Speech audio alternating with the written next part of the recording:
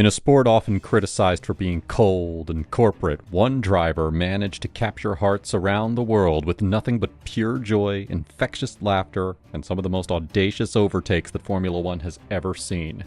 This is the story of Daniel Ricciardo, the people's champ. Born in Perth, Australia in 1989, Daniel Joseph Ricciardo grew up about as far from Monaco's glamorous harbor as you can get. While other future F1 stars were cutting their teeth on European circuits, Danny Ric was learning to race on the unforgiving tracks of Western Australia. His father, Joe, an Italian immigrant, worked multiple jobs to fund his son's racing dreams. It's a story we've heard before, but what made Daniel different wasn't just his speed, it was his character. Even as a teenager, teammates and competitors noticed something special about the kid with the enormous grin who celebrated every small victory like he just won the championship. His journey through junior formulas wasn't always smooth. Unlike drivers backed by massive manufacturer programs, Ricciardo had to fight for every opportunity. He spent years in Formula Renault and Formula 3, often struggling for competitive machinery. But here's where the honey badger mentality first emerged. He simply refused to give up.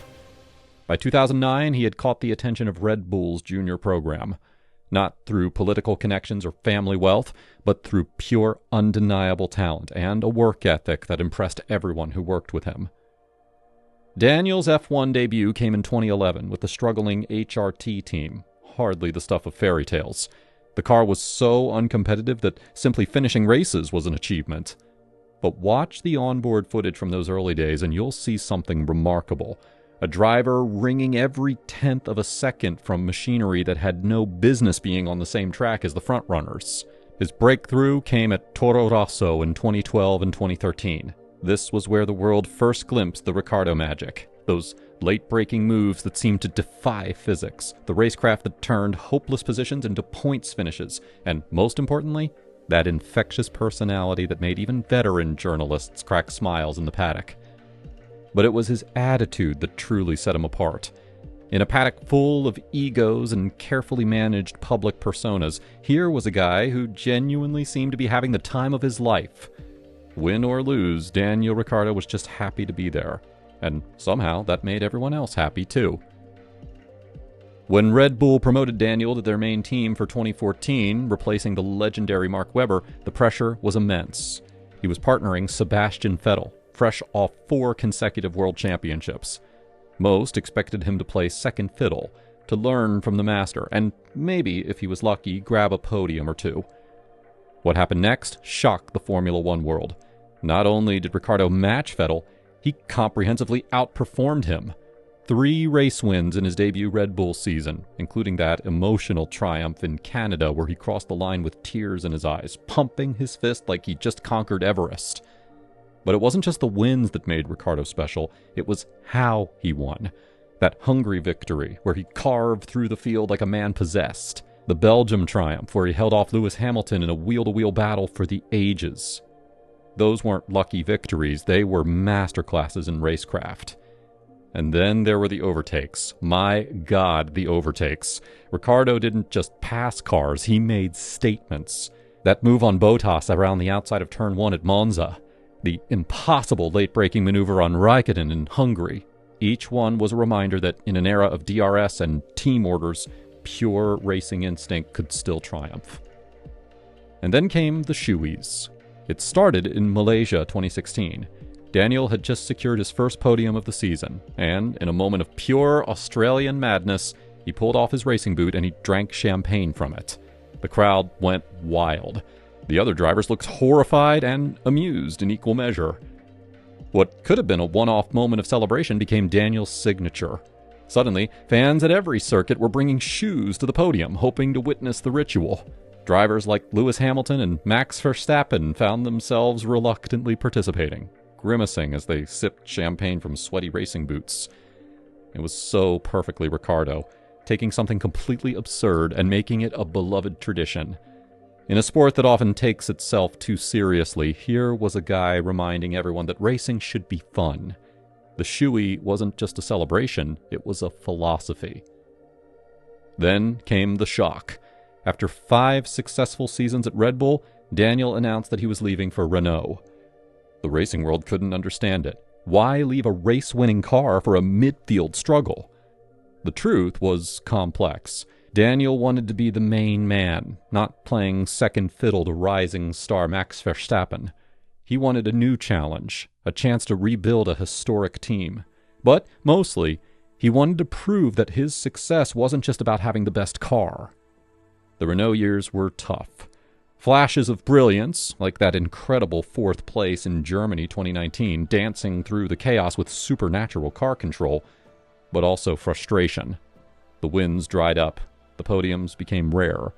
For a driver accustomed to fighting for victories, the midfield battle was a harsh reality check.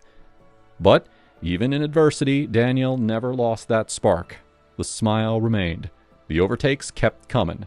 He dragged that Renault to places that it had no business being, proving that championship cars don't make champions. Champions make championship cars. The move to McLaren in 2021 initially looked like another sideways step. Daniel struggled to adapt to the car, while teammate Lando Norris shined. Critics began to whisper that maybe the Honey Badger had lost his sting. Then came Monza 2021, the Italian Grand Prix that reminded the world why Daniel Ricciardo is special. Leading from the first corner to the checkered flag, he delivered a masterclass in racecraft and tire management. When he crossed the line, the emotion was overwhelming. Tears of joy, fists pumping, that trademark smile wider than ever. The shoey that followed was legendary. McLaren CEO Zak Brown joining in, champagne flying everywhere, the Italian crowd going absolutely mental. It wasn't just Daniel's 8th F1 victory. It was a reminder that, in a sport increasingly dominated by politics and technology, pure talent and heart could still triumph. So, what makes Daniel Ricciardo the people's champ? It's not just the wins, though 8 Grand Prix victories is nothing to scoff at. It's not just the overtakes, though his highlight reel is among the best ever compiled. It's the authenticity. In a sport where drivers are often molded by PR teams and corporate interests, Daniel remained genuinely himself.